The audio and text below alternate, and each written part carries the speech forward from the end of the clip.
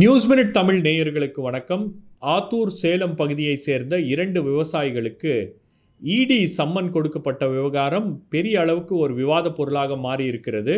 அந்த சம்மன் எதற்காக, எந்த வழக்கு தொடர்பாக கொடுக்கப்பட்டுச்சு அப்படின்ற தகவல் இன்னும் அதிகாரப்பூர்வமாக இடி அதிகாரிகளிடமிருந்து எந்தவித தகவலும் வரவில்லை.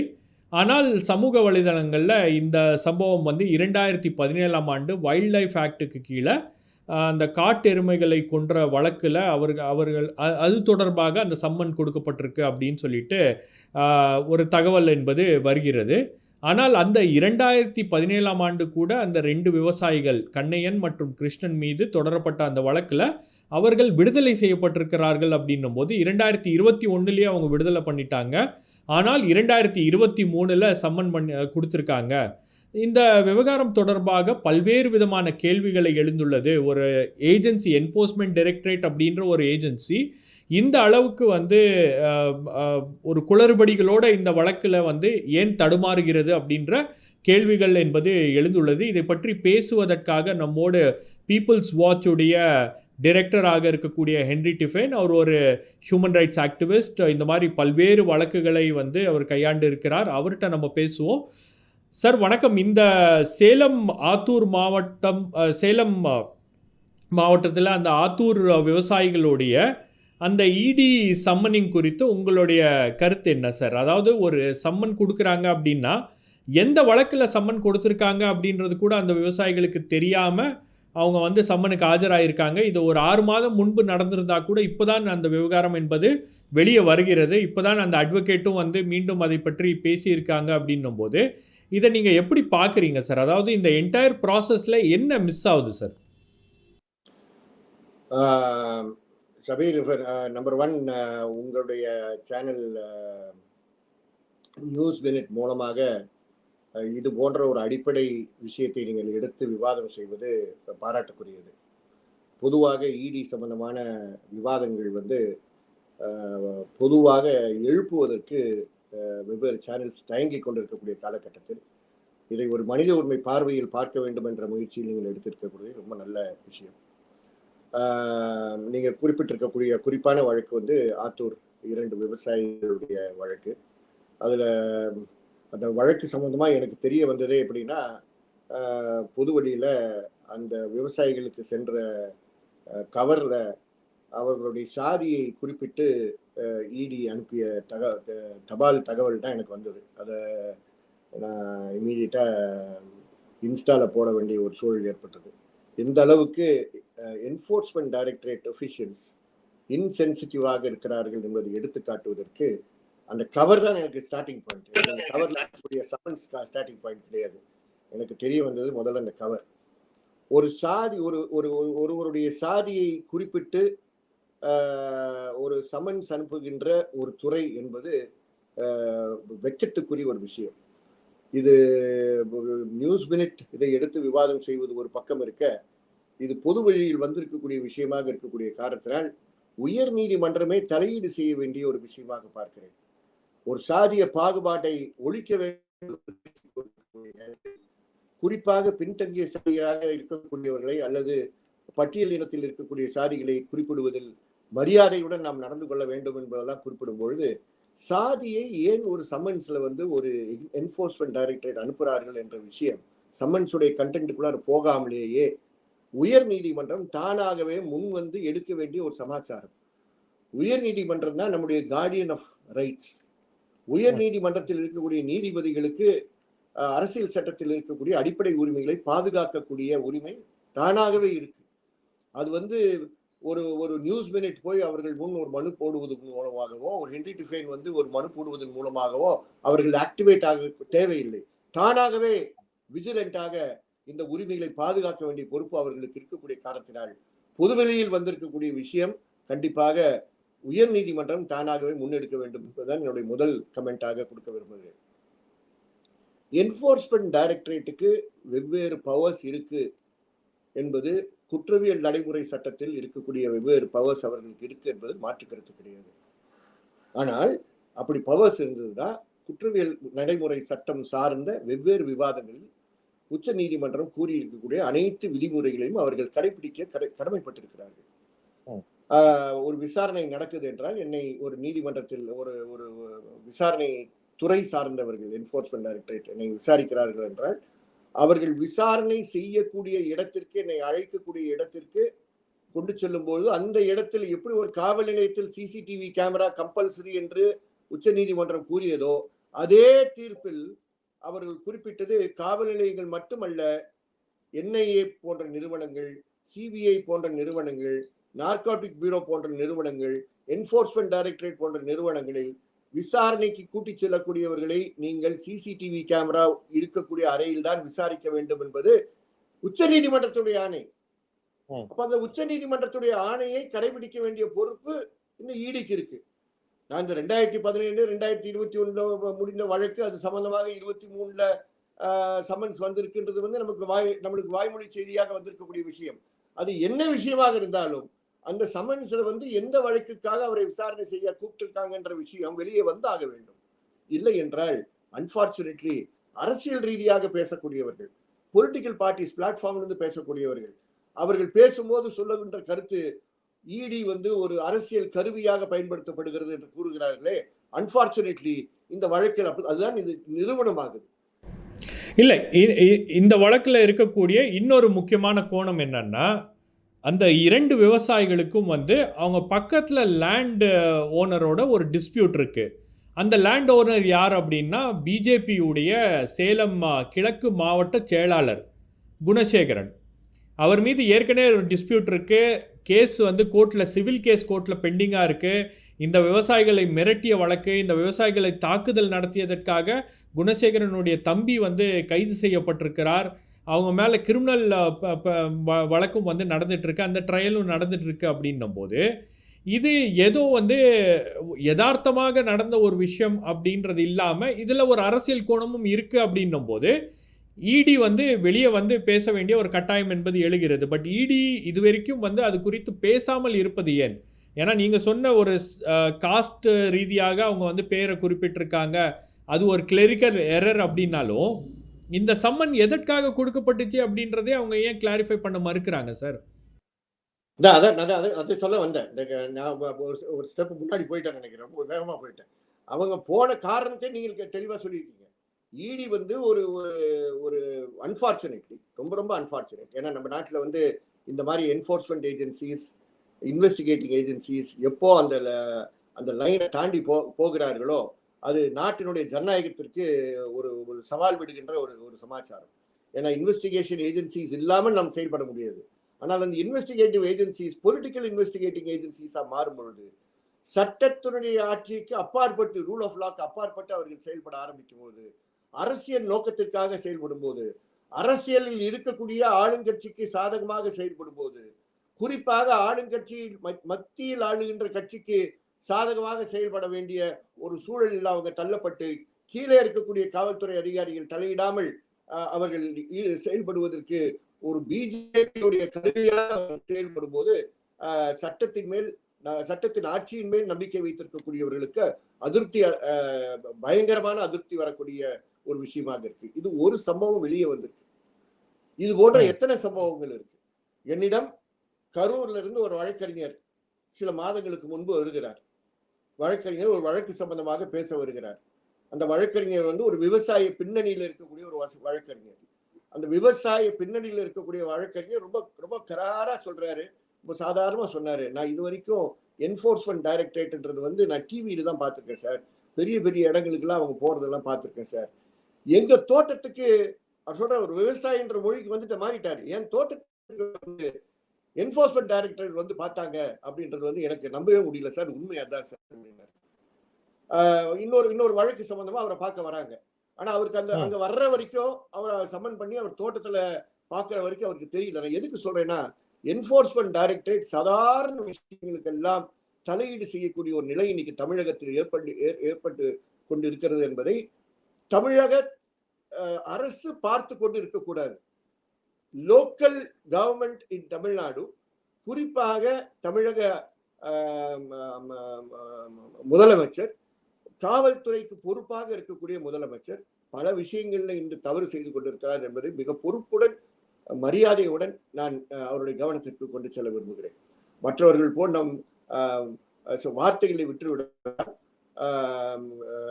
இது வந்து when it happens to a citizen in Tamil Nadu, police துறைக்கு பொறுப்பாக இருக்கக்கூடிய என்னுடைய மாண்புமிகு முதலமைச்சர் அமைதியாக இருக்கக்கூடாது என்பதுதான் முதல்ல நான் வைக்க விரும்புகிறேன்.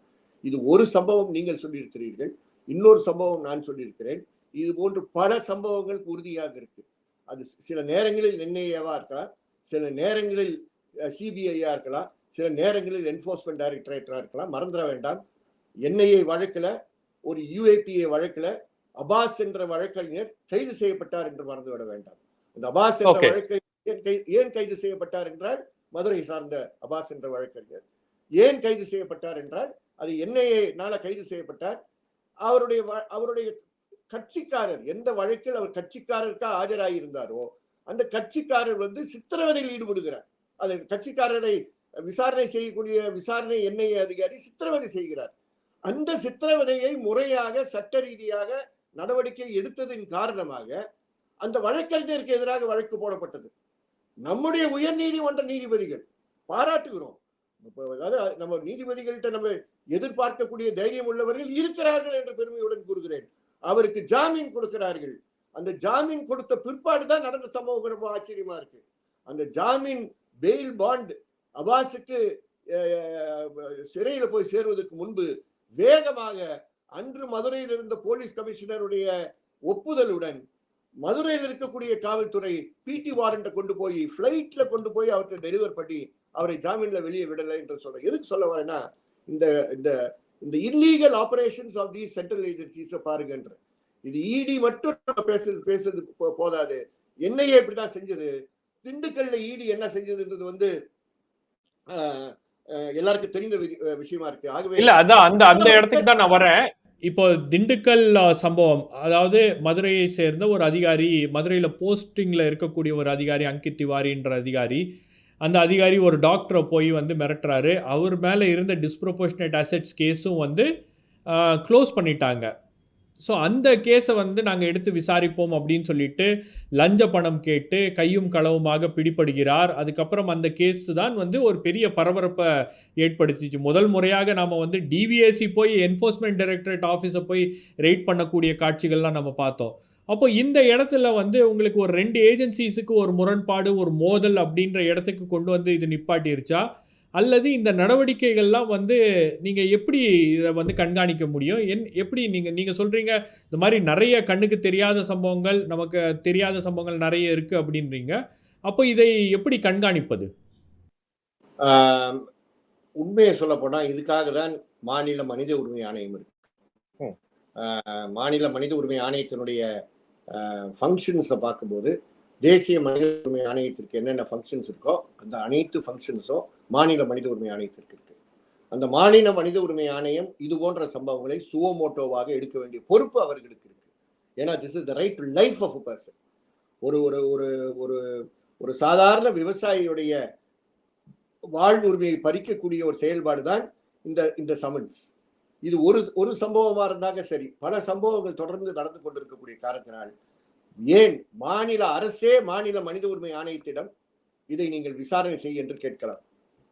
மாநில மனித உரிமை ஆணையம் முன்வந்து, மனித உரிமைகளை பாதுகாக்கின்ற பணியில் இருக்கக்கூடியவர்கள் முன்வந்து, இது போன்ற புகார்கள் யாருக்காவது இருந்ததுன்னா இது மாதிரி ஏஜென்சிஸ் வந்து முறையாக தங்களுடைய கைது சம்பந்தமான விஷயங்களில் தவறாக, சட்டத்துக்கு முரணாக, குற்றவியல் நடைமுறை சட்டத்துக்கு முரணாக சட்டத்தை பயன்படுத்தி விசாரணை செய்யக்கூடிய, அது டிவிஎஸ்சியா இருக்க, சாரி அது என்ஐஏவா இருக்கட்டும், அது இடியா இருக்கட்டும், அது சிபிஐயா இருக்கட்டும், யாரா இருக்கட்டும், புகார்கள் இருந்தால் தயவு செய்து எங்களிடம் கொடுங்கள் என்று கேட்கக்கூடிய நிலையில் கண்டிப்பாக மாநில மனித உரிமை ஆணையத்திற்கு பவர்ஸ், சுவமோட்டோ பவர்ஸ் இருக்கு.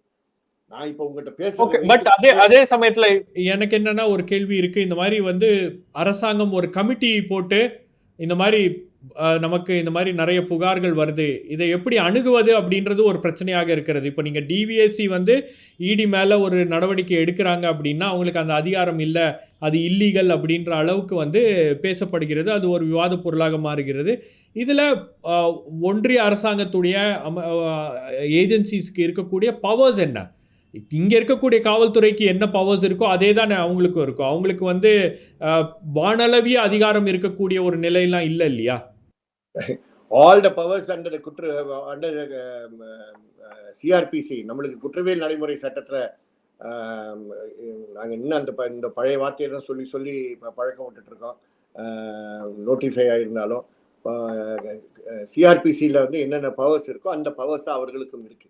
அதனால அவங்களுக்கு புதிதாக வேற எங்க அதிகாரங்கள் வர்றதுக்கு வாய்ப்புகள் கிடையாது. இதை விசாரிப்பதற்கென்று மத்திய அரசுடைய நிறுவனங்கள் இங்க விசாரணை முறைகள்ல வந்து ஒழுங்கா நடக்குதா இல்லையான்னு பார்வையிடுவதற்கு தனிப்பட்ட ஒரு கமிட்டியை, ஒரு கமிஷனை கூட மாநில அரசு கண்டிப்பா தன்னுடைய அதிகாரத்தில் நியமனம் செய்யலாம்.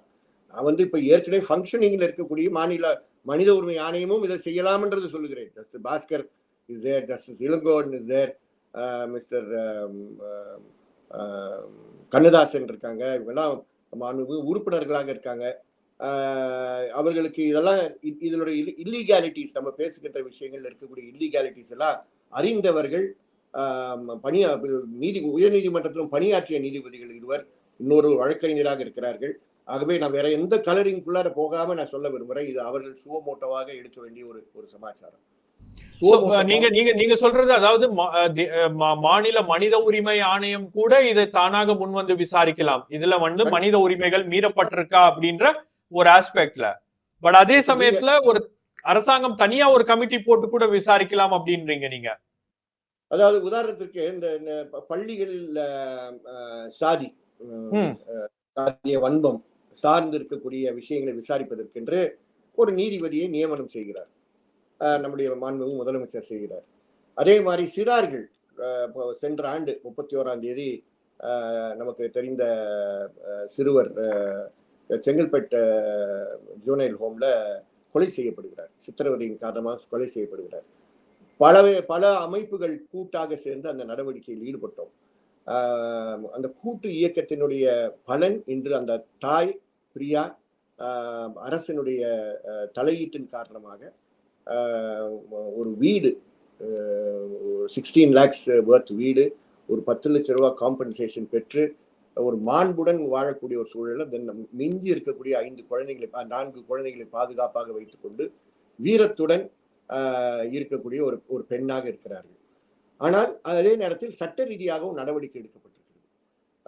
வழக்கு பதிவு செய்ய 6 பேருக்கு எதிராக நீதிமன்றத்தில் சார்ஜ் ஷீட் ஃபைல் பண்ற ஸ்டேஜ் வந்துருச்சு.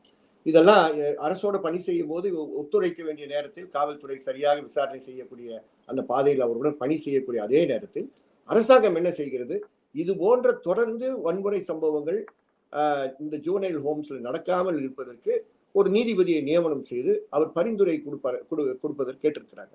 அதனால நீதிபதிகளை இது போன்ற ஹை லெவல் கமிட்டியாக, ஒரு கமிஷனாக, கமிஷன் ஆஃப் என்கொயரியில போடலாம், இல்லைன்னா ஹை லெவல் கமிட்டியாக போட்டு பொதுமக்கள் அவர்களை அணுகி அவர்கள் அந்த இது போன்று இருக்கக்கூடிய சம்பவங்களை எடுத்து கூறி அதன் அடிப்படையில் அரசுக்கு ஒரு சரியான பார்வையில் ஒரு பரிந்துரை கொடுப்பதற்கு வாய்ப்பு இருக்கு. என்ன ஒண்ணு ஆண்டாண்டு காலமாக நடக்கக்கூடிய ஒரு விசாரணையாக அது மாறிவிடாமல் நறுக்குன்னு எடுத்து உடனடியாக பப்ளிகேஷன் கொடுத்து ஒரு 2-3 மாவட்டங்கள்ல போய் பார்த்து நம்மை போன்று இருக்கக்கூடிய நபர்கள், இது போன்ற நபர்கள் இருந்தார்கள் என்றால், பாதிக்கப்பட்ட நபர்கள் இருந்தார்கள் என்றால் அவர்களுக்கு தைரியம் ஊட்டி, ஏன்னா இதுல வந்து தைரியம் ஊட்டுறதுதான் ரொம்ப ரொம்ப அவசியம். பாதுகாப்பு உத்தரவாதம் செய்து, விட்னஸ் ப்ரொடெக்ஷன் ஸ்கீம்ல பாதுகாப்பு உத்தரவாதம் செய்து அவர்கள் உண்மையை பேசுவதற்கு வாய்ப்பளித்து அவருடைய ஸ்டேட்மெண்ட்ஸை கான்ஃபிடென்ஷியல் ஸ்டேட்மெண்ட்ஸாக வைத்து, என்கொயரிஸை கான்ஃபிடென்ஷியல் என்கொயரிஸாக வைத்து கொண்டு சென்றோம் என்றால் பல விஷயங்கள் வெளியே வருவதற்கு வாய்ப்பாக இருக்கும். நீங்க ஒரு கமிட்டி போட்டு இதெல்லாம் நீங்க கலெக்ட் பண்ணி என்ன பண்ண முடியும்?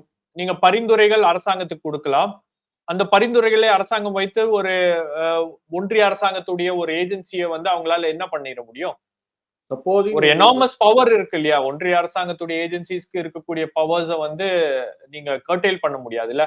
பட் அதே சமயத்துல ஒரு நியாயமான விசாரணை நடக்குதுன்னா அந்த விசாரணைக்கு யாரும் வந்து எதிர்க்க போறது இல்லை. பட் இந்த மாதிரியான விசாரணையில ஏதோ ஒரு இடத்துல வந்து அவங்க இன்ஃபுளுன்ஸ் பண்றாங்க அல்லது த்ரெட்டன் பண்றாங்க அல்லது பிரஷரைஸ் பண்றாங்க அப்படின்னும் போது இந்த மாதிரியான விஷயங்கள் தெரியாம போயிருக்கக்கூடிய விஷயங்கள் வரும்ன்றீங்க. இதுல தெரியாமல் போயிருக்கக்கூடிய விஷயங்கள் வரும் நம்பிக்கையில தான் நான் இதை ஓப்பனா சொல்றேன். பலர் வந்து இந்த மாதிரி சூழல்ல பேச மாட்டாங்க. இப்ப நான் வந்து உங்ககிட்ட சொல்லலாம், என்ன வந்து 5 ஆண்டுகளுக்கு முன்பு இடி அழைத்தார்கள் என்று நான் சொல்லலாம். மடியில் எந்த கனமும் கிடையாது அதை சொல்வதற்கு. இடியிலிருந்து சம்மன்ஸ் வந்தது. முதல் சம்மன்ஸ் வந்து எங்களுக்கு வந்து டாக்குமெண்ட்ஸை ப்ரொடியூஸ் பண்ணுங்கன்னு சொல்லி சம்மன்ஸ் வந்தது. This as a family. இது நான் பணி செய்த நிறுவனத்தை சார்ந்த விஷயம் இல்லை, தனிப்பட்ட ரீதியாக என்னுடைய சொத்து விவரங்கள், குடும்பத்துடைய சொத்து விவரங்கள், மற்ற உறுப்பினர்களுடைய சொத்து விவரங்கள், பேங்க் அக்கௌண்ட் டீட்டெயில்ஸ் எல்லாம் கேட்டாங்க. எல்லாத்தையும் நம்ம எடுத்து, நம்ம என்ன மறைக்கிறதுக்கு ஏதாவது நிறைய வச்சிருக்கோமா, எல்லா டீட்டெயில்ஸையும் எடுத்து உடனடியாக அனுப்பினோம். அதுக்கப்புறம் அதே இடி ஆஃபீஸ், அப்போல்லாம் மதுரையில் இடி கிடையாது, அதனால நாங்கள் இடி பார்க்கணும் மெட்ராஸ் வரைக்கும் வரணும். எத்திராஜ் காலேஜ் பக்கத்தில் இருக்க கட்டடத்தில் தான் இடி இருந்தது. அப்போ சென்னை அலுவலகத்தில் 2வது முறை என்னை சம்மன் செய்யும் போது நான் செல்ல வேண்டிய ஒரு நிர்பந்தம் ஏற்பட்டது. ரொம்ப ஒரு ஒரு ஆச்சரியமான ஒரு அனுபவம் அது. அந்த அலுவலகத்திற்குள் நம்மை போன்றவர்கள் போய் நிற்பது. ஒரு சாதாரண ஒரு யங்ஸ்டர் தான் விசாரிக்க வைத்தார்கள். அவர் வந்த உடனே இல்லைங்க, ஒரு அம்மா வந்து சம்மன்ஸ் அனுப்பியிருந்தாங்க, அவங்க தான் பார்க்கணும்னு சொன்னாங்க. இல்லை நான் முதல்ல பார்த்துக்கிறேங்க, ஒன்றும் இல்லைங்க, விஷயம் ஒன்றும் இல்லை அப்படின்னாங்க. இன்னும் ஒன்றும் இல்லைன்னா எதுக்கு நீங்கள் இவ்வளோ தூரம் இங்கே வர வச்சிங்க, ஒன்று ஸ்டேட்மெண்ட் மட்டும் தான் நீங்கள் கொடுக்கணும்னு சொல்லி என்கிட்ட ஒரு ஸ்டேட்மெண்ட் வாங்கினாங்க. நான் ஏற்கனவே எல்லா டாக்குமெண்ட்ஸ் நான் அதுக்கு முன்னாடி சொன்னது வந்து பொதுவாக ஸ்டேட்மெண்ட் துறைகள் எடுக்கும்போது நீங்கள் தான் ஸ்டேட்மெண்ட் எழுதுவீங்க, நாங்கள் ஸ்டேட்மெண்ட்டை கொடுப்போம். You are the writer of the statement, என்னுடைய கையொப்பம் தான் நீங்கள் பெறுவீர்கள். இல்லை சார் நீங்கள் எழுதணும் அப்படின்னாங்க. நான் வக்கீலுங்க, நான் நிறைய பேரை அலுவலகங்களுக்கு, இன்கம் டேக்ஸ் அலுவலகத்துக்கு மற்ற அலுவலகங்களுக்கு கொண்டு சென்றிருக்கேன். அதனால் நாங்கள் வந்து இதாங்க தொழில் ரீதியாக பார்த்தது, இதான் முதல் முறையாக வந்த வரையே நீங்கள் ஸ்டேட்மெண்ட் எழுத வைக்கிறீங்க அப்படின்னு. அப்போ தயவுசெய்து எனக்காக செஞ்சுருக்கேன் சார். நான் வயதில் இளையவராக இருந்த காரணத்தினால், மரியாதையோடு கேட்டதுக்கு காரணத்தினால் நான் எழுத ஆரம்பித்தேன். ஆனால் வக்கீல்களுக்கு இருக்கக்கூடிய ஒரு குறை என்னன்னா, நான் கொஞ்சம் எழுத ஆரம்பிச்சிட்டோம்னா கொஞ்சம் அதிகமாக எழுதிடுவோம். அதனால எழுதிக்கிட்டே இருந்தோம். இந்த எழுதி முடிச்சு ஒரு பக்கம் முடிஞ்சோடனே பின்பக்கம் திரும்பி எழுத ஆரம்பிச்சிட்டேன். இந்த தம்பி வந்து பின்பக்கம் எழுதுனது கூட அவர் பார்க்கல.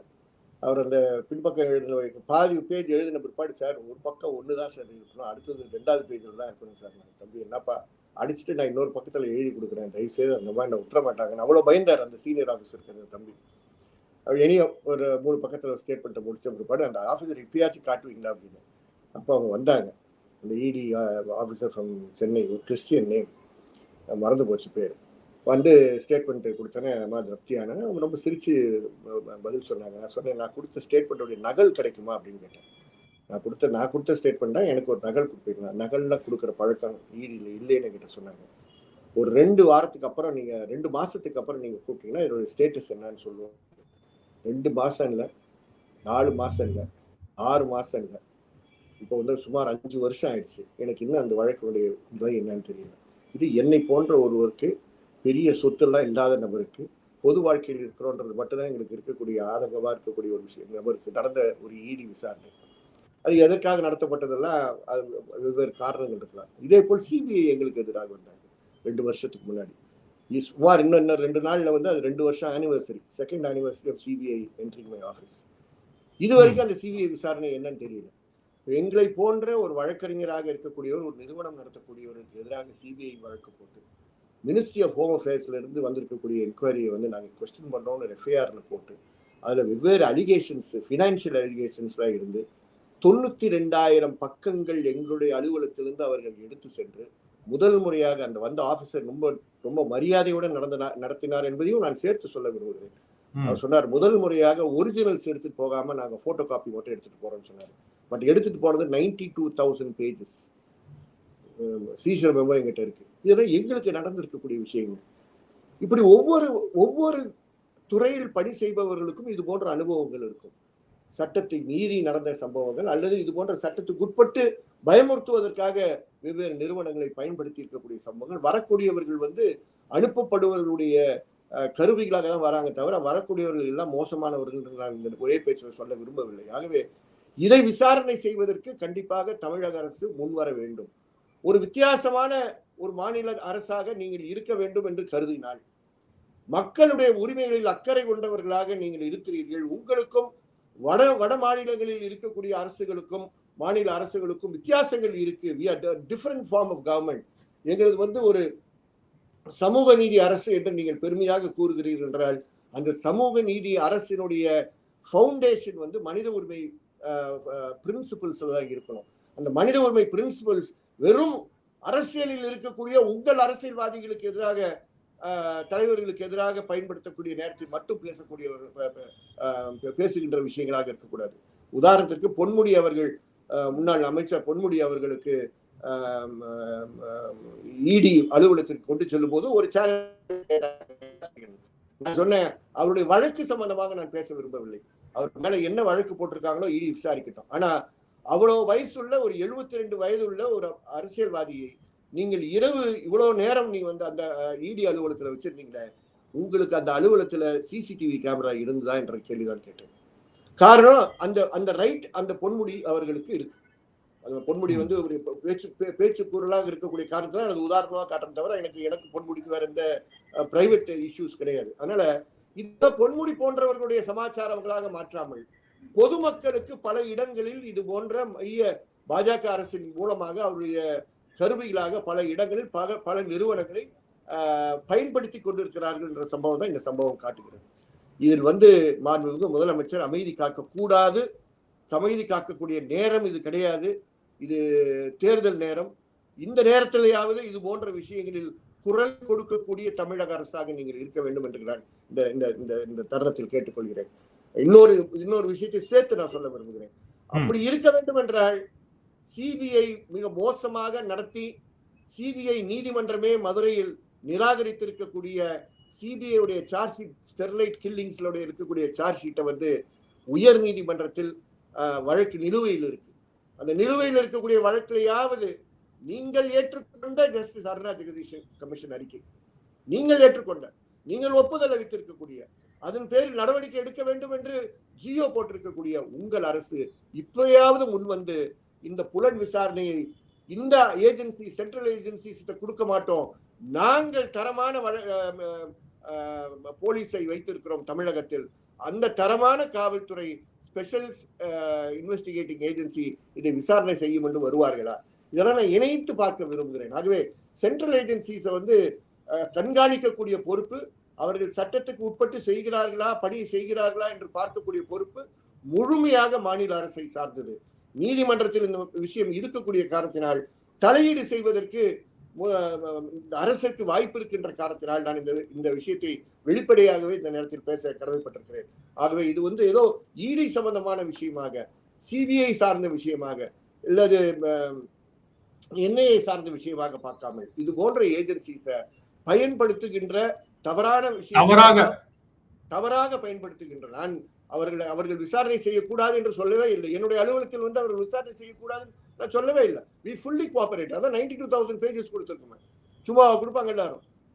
தைரியம் இருக்கக்கூடிய காரணத்தினால், சட்டத்தின் மேல் நம்பிக்கை இருக்கக்கூடிய காரணத்தினால், சட்டம் மீறல்கள் நாம் செய்யவில்லை, அது போன்ற அமைப்பு மக்கள் கண்காணிப்பும் இல்லை என்ற தைரியத்தினால தான் கொடுக்குறோம். ஆனா அதுல விசாரணை முடிய வேண்டாமா?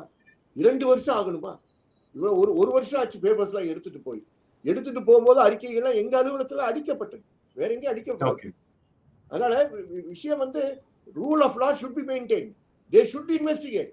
அது அவங்க இன்வெஸ்டிகேட் பண்ணக்கூடாதுன்னு சொல்ல, எதுல தலையீடு செய்யணும், எப்படி தலையீடு செய்யணும், குற்றவியல் நடைமுறை சட்டத்தில் நீங்கள் தலையீடு செய்வதற்கு என்ன வழிமுறைகள் இருக்கு, யாரை கைது செய்ய வேண்டும், எப்படி கைது செய்ய வேண்டும், அவருடைய கைதுக்கு வந்து அவர்கள் சில நேரம் இந்த சென்ட்ரல் ஏஜென்சிஸ் கைது பண்ண வரும்போது அவர்களுடைய சிஎஸ்எஃப் கொண்டு வராங்க தவிர லோக்கல் போலீஸை கூட அவங்க நம்புறது இல்லை.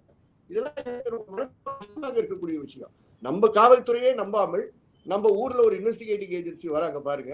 இதை பார்வையாளராக பார்த்து கொண்டிருக்கக்கூடிய ஒரு மாநில அரசு இருக்கே, என்னுடைய அரசு இருக்கே என்ற வெட்கம் எனக்கு கண்டிப்பாக சில நேரங்களில் எழும்பி.